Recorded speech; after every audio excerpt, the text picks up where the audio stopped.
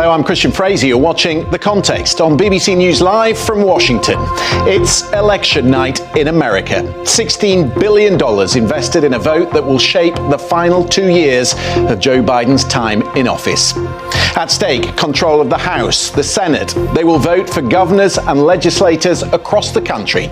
Democracy itself is on the ballot. Tonight, from Washington, we'll bring you the results as they come in from East Coast to West Coast. A verdict that will have a huge bearing on 2024.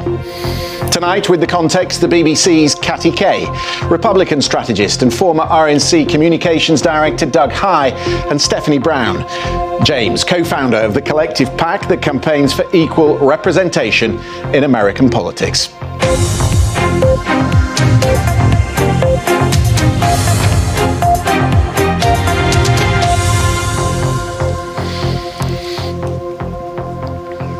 Hello and welcome to the programme. So here we are, Election Day 2022, post-pandemic, post-January 6th, the first real test of American democracy since that bitterly disputed election 2 years ago. The polls on the East Coast will start closing in 2 hours' time. I hope you will join Katty and I for our special programme through the night as we try to make sense of it all.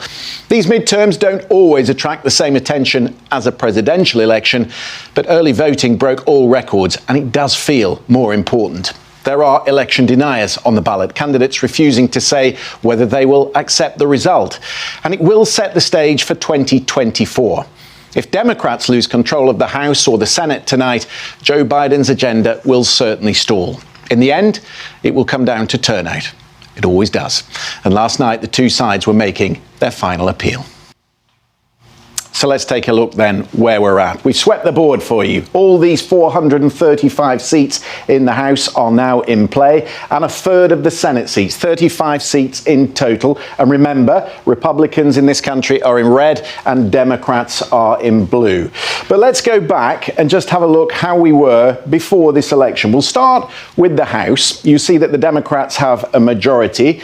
Republicans need a net gain of 5 seats tonight to take control of the House. And it's just as tight, in fact, in the Senate. Remember, there are 2 independents who vote with the Democrats, and then the Vice President Kamala Harris breaks the tie. In the Senate, in the upper house, the Republicans need a net gain of just 1. Let me show you how the Electoral College finished in 2020. And in light blue here are the key battleground states. So Wisconsin, Michigan, Pennsylvania, Georgia, and Arizona. In each of these states tonight, there is a governor that is up for election. And with the exception of Michigan, there is a Senate seat up for grabs as well. Across this map, they have spent over $16 billion on these races. Okay? So I told you that the race was coming in east to west. That's where they'll start voting, first of all, where they started voting this morning. And as those polls close, we'll be looking at one state in particular for some signs of this expected red wave, particularly in the House seats. And in Virginia, there are House districts, 3 House districts, where women took control, Democrats in 2018, to give Democrats control of the House. So we'll be looking, for instance, at Virginia 2nd, which Joe Biden won by 2 points in 2020. Elaine Luria, incidentally, sits on the January 6th committee, so someone with a national profile. If Republicans take that, they're having an okay night.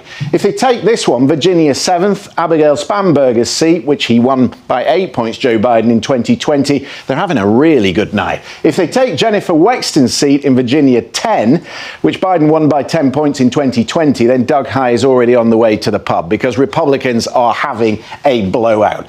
Now, why are we so focused on Pennsylvania? Well, the simple truth is that in Pennsylvania, the Senate seat is crucially important to Democrats. The polls to say if they take the Senate seat, if they flip it from red to blue, their chances of holding the Senate tonight are at 70%. If they don't win it, if John Fetterman does not beat Dr. Mehmet Oz tonight, their chances are down at 17%. So we're looking really closely at Pittsburgh. We're looking at Bucks County, which is the swingiest of swing districts in Pennsylvania. And of course, we are looking at Philadelphia, where our correspondent John Sudworth will be standing by for us. So John, what are you looking out for? What have you heard through the day?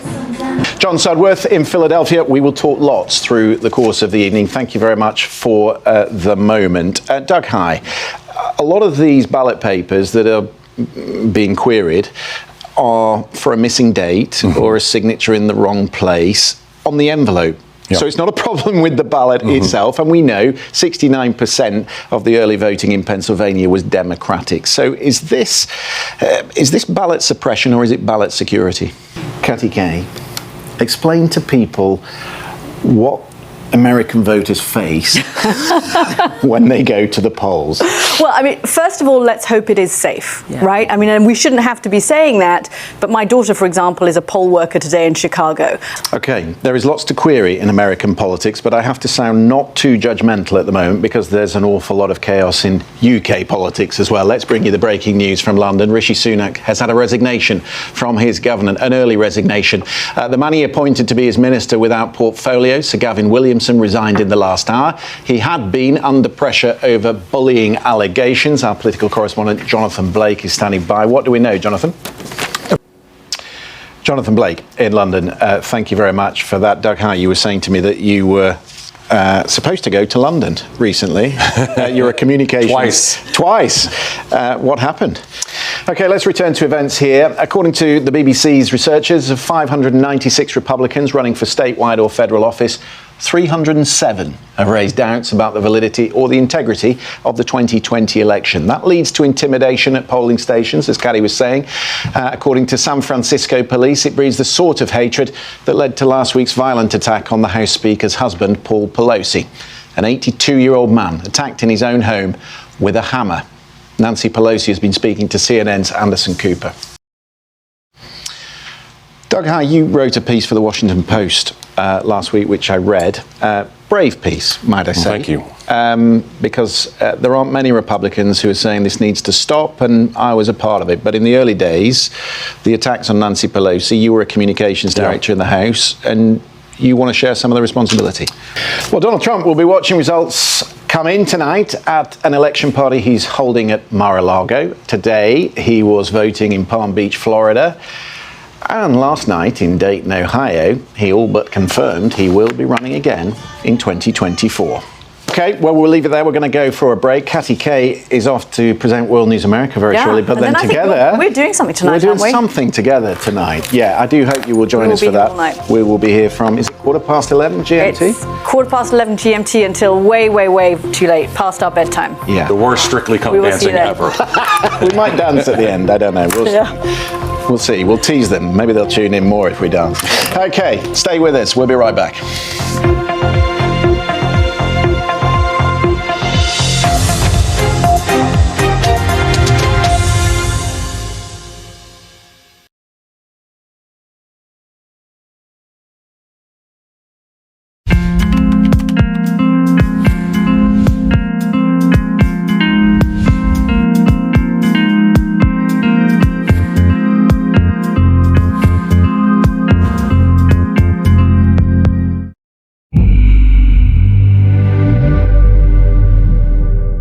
You need to look into your camera. Hello, I'm Christian Fraser. You're watching The Context on BBC News, live from Washington. A single ticket won the record Powerball lottery in the United States last night, $2 billion, the largest jackpot in American history. But who will be the big winners tonight? We will get the view of Frank Luntz, the star pollster who has been talking to voting panels across America. And we'll be going to New Hampshire, one of the few states in America that does not have a tradition of early voting. Tonight, with The Context, the Republican strategist and former RNC communications director Doug High, and Stephanie Brown-James, co-founder of the Collective PAC, which campaigns for equal representation in US politics.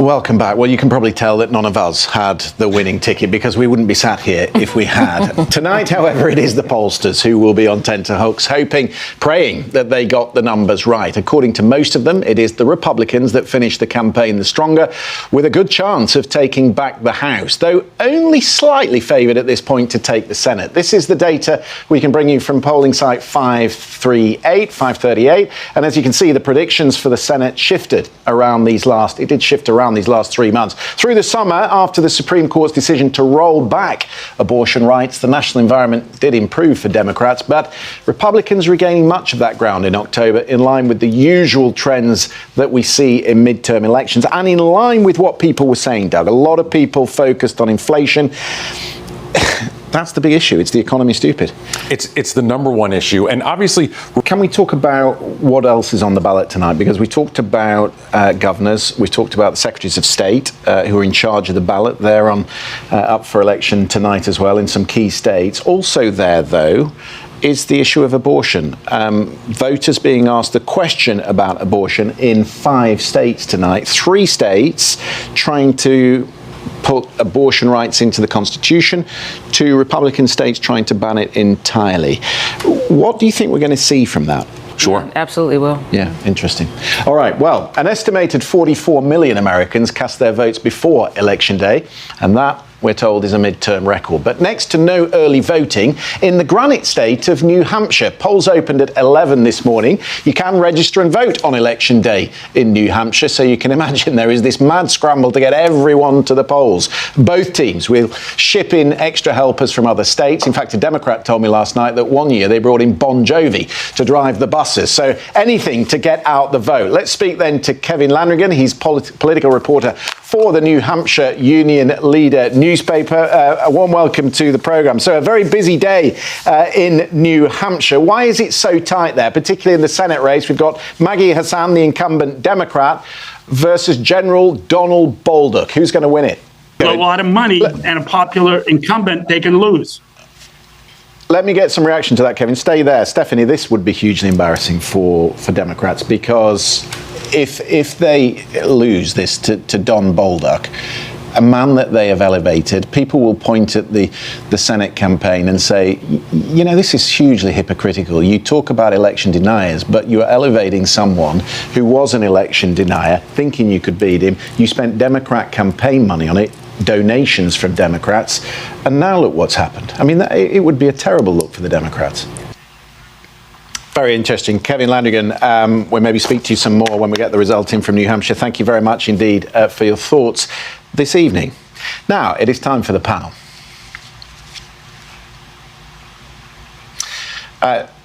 Well, there's usually some music there. We'll put another 50p in the meter. Maybe we'll be able to find that. I don't know. Anyway, guys, let me. What I want to do is what we did last night. I want you to pick out for me one race. I don't know which race you want to pick out because it's your time. But tell me which race, Stephanie, you'll be looking at that will make the difference for you. Before we go tonight, I want to show you some pictures from Capitol Hill this morning. Clear skies ahead of the election. A total lunar eclipse, a blood moon. There won't be another one like this for 3 years. So, Doug, is that Republican red? Is that an omen of what is to come?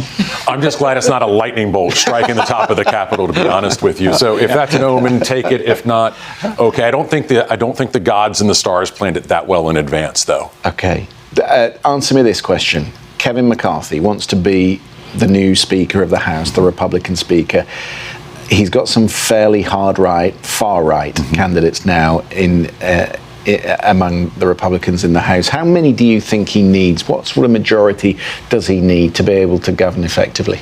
If that's bigger, then it's a really big night. But if they get 51, that means Mitch McConnell's the majority leader. That's it. Okay, we will leave it there. My thanks to my panel, Doug High and Stephanie Brown-James. Lovely to have you with us tonight to discuss what is going to be a very interesting election. Katty and I will be back through the night from 23:15 GMT, 11:15. Do join us for that. Thank you very much for watching.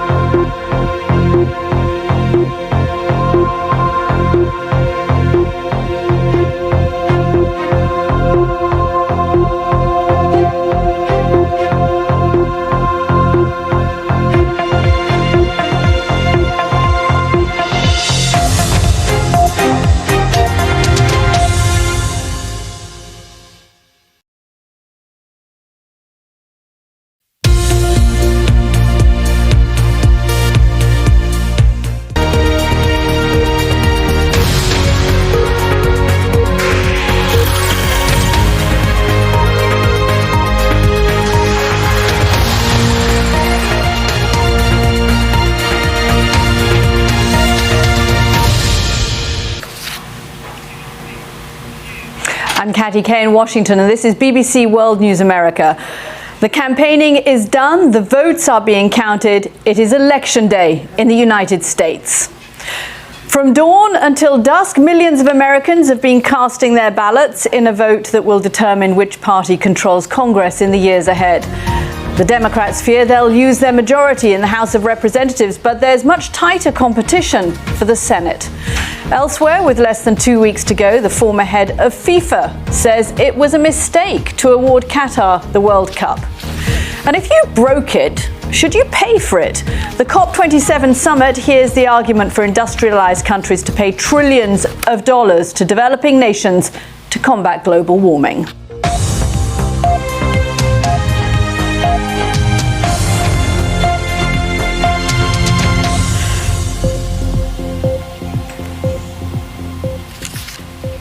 Welcome to World News America on PBS and around the globe. American democracy has taken center stage today as millions have cast their ballots in the midterm elections. This vote marks the halfway point through Joe Biden's first term in office, and it comes amid fierce national debates over issues like inflation, immigration, and abortion rights. Control of the House and the Senate are at stake. And hanging over everything is the potential for another Donald Trump run for the White House in just 2 years' time. We begin the program with a report from our North America editor, Sarah Smith. Let's hope it does not take so long this time. Now, we've got correspondents all around the country, and we're going to go to some of the key states now. We'll be hearing from Georgia and Florida in just a moment, but we're going to start in Wisconsin, where there are races for governor and seats in the House and in the Senate. Our correspondent James Clayton is there. James, are the Republicans looking at a clean sweep in Wisconsin tonight? Okay, please tell me it's not so. Gary O'Donoghue there for us in Atlanta, Neda Tawfiq in Miami, and James Clayton there for us in Wisconsin as well. We're going to hit across the other side of the country now, because Maricopa County in that battleground state of Arizona has once again found itself in the center of the debate over election security in this country. Officials there say that 1 in 5 voting machines weren't working properly earlier today, and some of them have now been fixed. But it's the kind of hitch that fuels speculation about the security of the election, particularly online. Our disinformation and social media correspondent Mariana Spring has been monitoring all of this for us. She joins us now. Mariana, you set up a specific online profiles, a whole series of them, to respond to events exactly like this one in Maricopa County. What have you been seeing today? Right, Mariana Spring there for us in the newsroom. Mariana, we're going to keep coming back to you, of course, during the course of all of the election to see what is happening to those online accounts. Now, the health of American democracy is just one of the issues on Americans' minds. There's inflation, they're looking at abortion rights, climate, all of that plays into this election. My co-host on the BBC's Midterms election special program, Christian Fraser, has been going through them all. If you tuned in to any televised debate through this midterm campaign, you'd be forgiven for thinking the two parties were fighting entirely different elections. They're so split on what they consider the main issues. But then so are the electorate. A recent poll suggested 90% of voters would prefer Republican control of Congress for the issue of immigration and the border. 60% want Republicans to handle jobs and the economy. But in the same survey, 86% of voters said they prefer Democrats to address climate change, and 71% side with Democrats on abortion. In other words, the divide this year is unusually stark. So let's have a look at the main issues in play. In recent weeks, Republicans say they've regained momentum as inflation becomes the priority issue. Now, the economy grew by 2.6% in the last quarter, but voters aren't feeling it. Their weekly shop is getting more expensive. Despite the Fed raising interest rates 5 times this year, headline inflation is currently at 8.2% in September, down from a high of 9.1% in June. And in every race up and down the country, that is a message the Republicans are hammering home. Savings are down and costs are up. The Biden-Pelosi economy is on the ballot. But from inflation to abortion rights, which Democrats say is an issue that continues to impact the key battleground areas in their favour. Following the Supreme Court's decision in June to overturn Roe v. Wade, the Democratic Party has ploughed unprecedented resources into making this year's election a referendum on abortion access. Congressman Shabbat sponsored the bill that would outlaw birth control and ban all abortions, with no exceptions for rape, incest, or life of a woman. But in the minds of the voter, does abortion supersede the fear of crime? In a recent Gallup poll, a record 56% of people say local crime has increased where they live. That, said Gallup, marks a 5% uptick since last year. Republicans say the crime crisis is peeling off suburban voters and independents. Democrats say it's largely overblown. But in New York, what an unlikely situation. A Republican candidate for governor is competitive against the incumbent Democrat. No Republican has won a statewide race in the Empire State since 2002. But after a random shooting outside his home, the Republican candidate Lee Zeldin, he seized the opportunity. These are national issues which define local races, but the outcome by no means determined. We will know which strategy has worked best come Wednesday morning. Well, let's hope we do know on Wednesday morning. This could drag on for a few days. Let's pull all of this election news together. With me in the studios, the BBC's Anthony Zerka. Anthony, thank you very much. I'm thinking historically. I've covered more midterm election races than I would like to admit to. This feels to me like it ought to be a blowout night for the Republicans. The economy is doing badly, inflation is high, the president is not popular, and people think that crime is going up. Democrats don't have a chance, do they? My daughter is a poll worker in Chicago today, and I have to admit I woke up and thought, I hope that she is going to be safe, which you shouldn't have to think in an American election. Quick look at other news, though, from around the world. There is other news around the world. The world record in lottery jackpots, won on a single ticket, has now been broken by one lucky Powerball player in California who has won a staggering amount of over $2 billion. The winner bought their ticket at a service station in Los Angeles. No, it was not me. The embattled British government minister Gavin Williamson has resigned just weeks after being appointed. Sir Gavin had been facing bullying allegations. The resignation could prove embarrassing for the Prime Minister, Rishi Sunak, who brought Sir Gavin back into government after he had already been sacked twice. Officials in Washington have stressed that only Ukraine can decide whether to start talks with Russia and that Moscow will have to face justice for its actions, amid reports that the US has been encouraging Ukraine to show it's open to dialogue.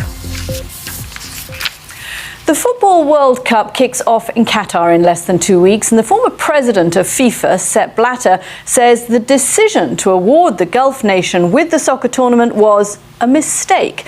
There have been allegations of corruption and mistreatment of workers on construction site. And there's also been widespread criticism over comments made by one of Qatar's ambassadors for the World Cup, who said homosexuality was a result of damage to the mind.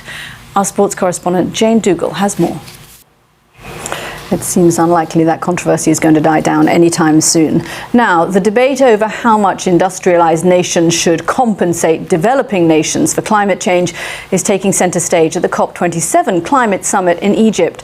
The Prime Minister of Pakistan has said that loss and damage caused by climate change should be an integral part of the meeting's agenda. The Namibian president told the BBC the world's biggest polluters were criminals and the world's poorer nations were their victims. Our climate editor Justin Rowlett has more. Climate change is not an important issue, unfortunately, in these midterm elections. Now, before we go, it's not all politics here in Washington at the moment. These pictures were from the early hours of this morning here in the Capitol as a red moon was rising over the nation's capital. It was a total lunar eclipse when the sun, the moon and Earth align, and Washington won't see another one like it for another 3 years. That red moon over Washington, could it be an omen of what's to come as those midterm results roll in? You'll have to wait and find out. I'm Katty Kay. Thanks so much for watching BBC World News America. Hello there. October brought a lot of warmth across parts of northern and western Europe.